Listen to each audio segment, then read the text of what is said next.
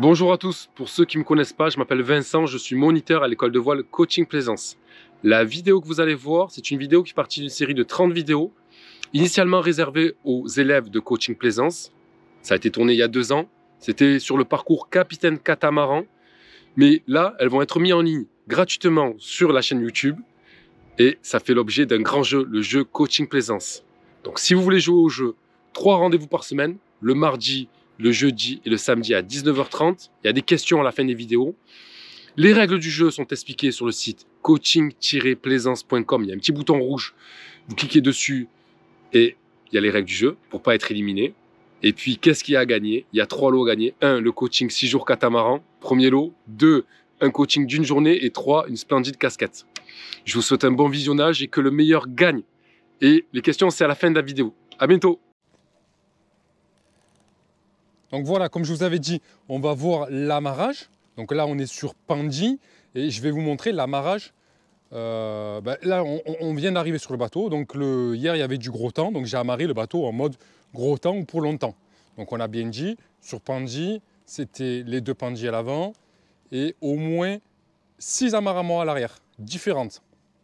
Alors, qu'est-ce qu'on a comme amarre? Regardez. Donc déjà, ce qu'on peut voir, c'est que le catamaran est loin du quai.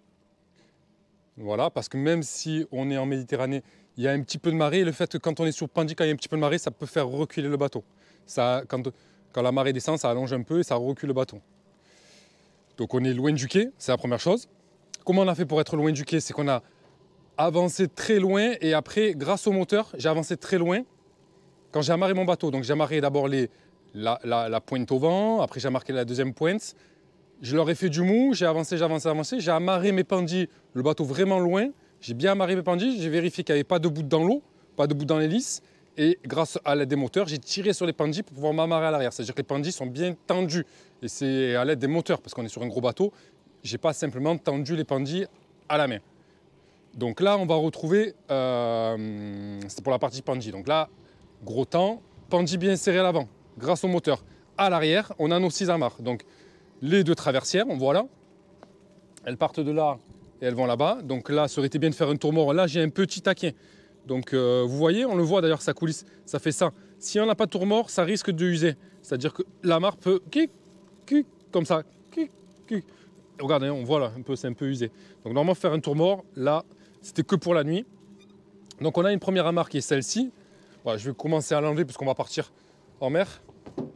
Et on a 2 amarres, on a elles sont séparées, c'est la même couleur, parce que c'est des amarres, mais elles sont séparées, elles ont 2 fonctions différentes, c'est pas un aller-retour. Il y en a une où il y a, je vais l'enlever d'ailleurs, parce que vu qu'on va partir, j'en enlève une des 2, vous voyez, celle-là je l'enlève, et là par contre vous avez vu, j'ai fait un tour mort, donc je l'enlève, et la deuxième pareil, on voit il y a un tour mort qui a été fait, ça le tour mort c'est très important dans le gros temps, on ne peut pas la mettre en simple juste en aller-retour, elle part, elle fait un tour et elle repart. Donc là, il y a une chaise. Si je veux l'enlever, tout à l'heure, celle-là, je vais la garder pour tout à l'heure, pour le départ. Voilà, donc il y a bien 3 amarres de ce côté. Et pareil, de l'autre côté, on va retrouver les 3 amarres. Donc on a 3 et 3, 6 à l'arrière et les 2 pandis à l'avant. Et le bateau écarté. Voilà, ça c'est l'amarrage, si je veux amarrer mon bateau pour longtemps ou dans le gros temps. Voilà. Et après, le deuxième type d'amarrage qu'on va voir, c'est pour dans pas longtemps, si je veux amarrer mon bateau pour une nuit. Alors pour une nuit, ce qu'on va faire, c'est qu'en général, on va enlever une des 2 qui ne sert à rien. Parce qu'il faut bien comprendre qu'en fait, il y en a 2. C'est au cas où, comme c'est le plus important, ça tire beaucoup, il y en a 2 parce que comme c'est des gros bateaux qui tirent beaucoup, au moins s'il y en a une qui lâche, il y en a 2. Puis ça force en double, c'est 2 fois plus costaud. Et donc si je dois amarrer mon bateau juste pour la nuit, s'il n'y a pas du tout de vent, sur ce genre de bateau, je pourrais mettre que les 2 pointes arrière à l'arrière, c'est-à-dire 2 amarres simplement à l'arrière. Moi, je conseille quand même de mettre 2 traversières. Parce que les pointes, c'est pour éviter qu'il avance, qu'il recule. Et les traversières, c'est pour éviter qu'il fasse de gauche à droite, comme ça. Voilà, donc ça, c'est le deuxième type d'amarrage, c'est juste pour la nuit. Et le troisième type d'amarrage, c'est là en dynamique. Ça, normalement, maintenant, vous connaissez la dynamique. Hein. Voilà. Sinon, voir la vidéo, se mettre en dynamique. Une seule amarre, les moteurs, j'équilibre le tout et le bateau il reste stabilisé. La dynamique, c'est de la dynamite. Allez, Cours suivant, bye.